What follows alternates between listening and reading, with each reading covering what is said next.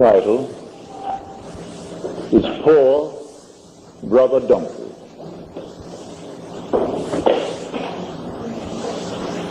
As you know by now, the New Testament is only the fulfillment of the Old. So the central figure in the New Testament makes the claim, I have come only to fulfill Scripture. And the only Scripture known at the time was the Old Testament. So the passage in the Old Testament concerning this donkey, you read in the 9th chapter, the 9th verse of Zechariah.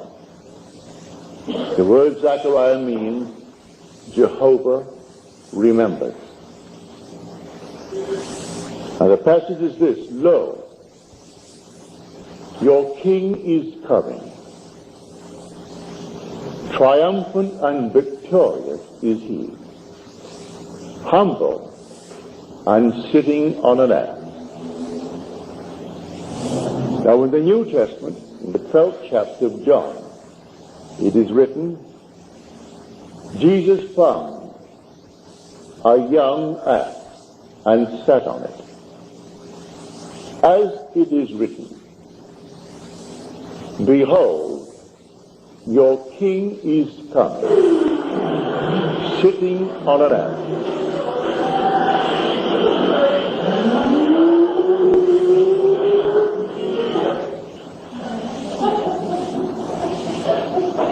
Well, that was the music that brought him in.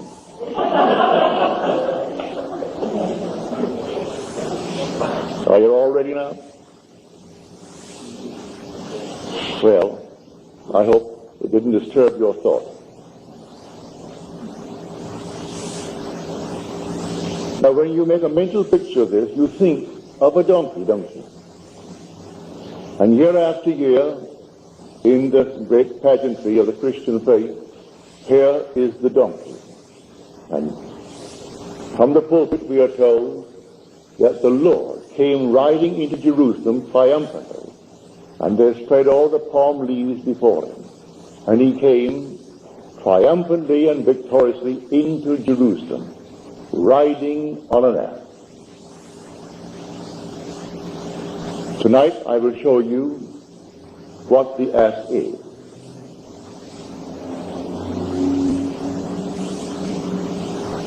Francis of Assisi, they call him now St. Francis. He was not a theologian. He was a very rich, handsome young man. And he had a vision. And the vision changed his life completely. Those who are changed by a vision must walk by faith through the mire of doubt. He so believed in the vision that he took the vow of poverty and gave up all of his wealth, including the clothes that he was wearing, and stood in the nude. And the Bishop of Assisi gave him a cloak to cover his nakedness. He died at the age of 43, and he believed his austere life was the cause of that short life. I do not go along with that, for I go along with Scripture. There's a season for everything. A time to be born and a time to die. A time to laugh and a time to cry. So 43 years was enough for the work he came to do.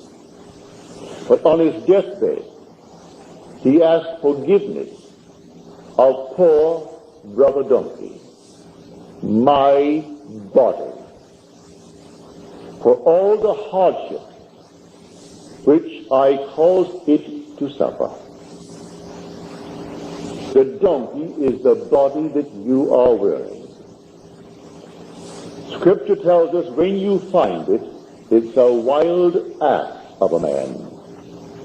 Listen to the words in the 16th chapter of Genesis. And the angel of the Lord said unto Hagar, I will so multiply your descendants that they cannot be counted for multitude. And you shall bear a son, He shall be a wild ass of a man, his hand against every man, and every man's hand against him. It's a man. And when you, the individual soul, descend, for you are the Son of God, we are the sons of God who came down into this world of death. And we penetrated these bodies and annexed their brains. And then we had to actually confront all the vicissitudes of this annexation. We took upon ourselves these wild asses, these bodies, with all of the passions of the body, all the weaknesses of the body. This is the only ass on which the king rides. So behold, your king is coming. He's in you now. It is the Lord. And his name forever and forever is I am. He has no other name. That's the Lord's name. And he's riding this animal. He has to ride it until it becomes humble. In the Bible, meek. Meek means not to grovel on the floor, but to become self-disciplined.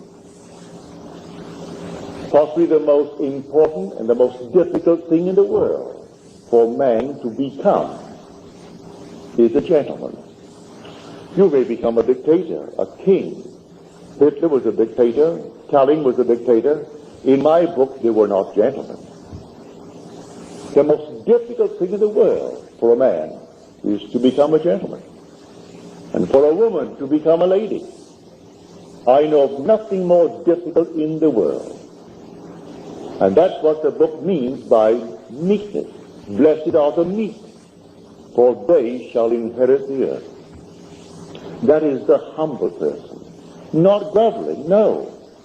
Your head high, for you know who you are. You know who the king is. You know where he dwells. And he dwells not in space or in time, he dwells in you as your own wonderful human imagination. And you're ever on guard as to the use of this being that you are, which is your own wonderful human imagination, your consciousness. So here he is coming, and he is humble, but he is victorious. He is triumphant as he comes riding on an ass. So when Francis asked forgiveness of poor brother Donkey, and then he states it quite clearly, my body, for all the hardships I had caused him to suffer. How could you state it any clearer and more beautifully than he did? It was his body. He denied his body the warmth it needed. He stood in the nude and was clothed by the bishop. He would not eat what the body needed. The body needed to be clothed properly, to be sheltered, and to be fed properly. And he thought the denial of these things will make him closer to God. No, you aren't closer to God by denying the body these things, the essentials of life. And today we have all kinds of cults in the world concerning diet. We are warned in Scripture, food will not commend you to God. You're no worse off if you do eat, and no better if you don't. It is not food. It's simply taking this body of yours with all the passions of the body and bringing it under control. Actually controlling the body. But you don't deny it. It's normal, natural, essential things in this world, as Francis did. But he learned a great lesson. And you and I can learn the lesson from him. Most of us have indulged, all right. You can only learn by possibly overdoing something as he did it in the other direction. But the donkey spoken of in Scripture is the body that you are wearing. This is the coat of an ass, the young ass. You've penetrated it, and you annex the brain. And then from then on, you aren't pretending that you're a man. You really are the Son of God. But You aren't pretending that you're a man. You're so identified with it. It's become a temporary portion of your soul.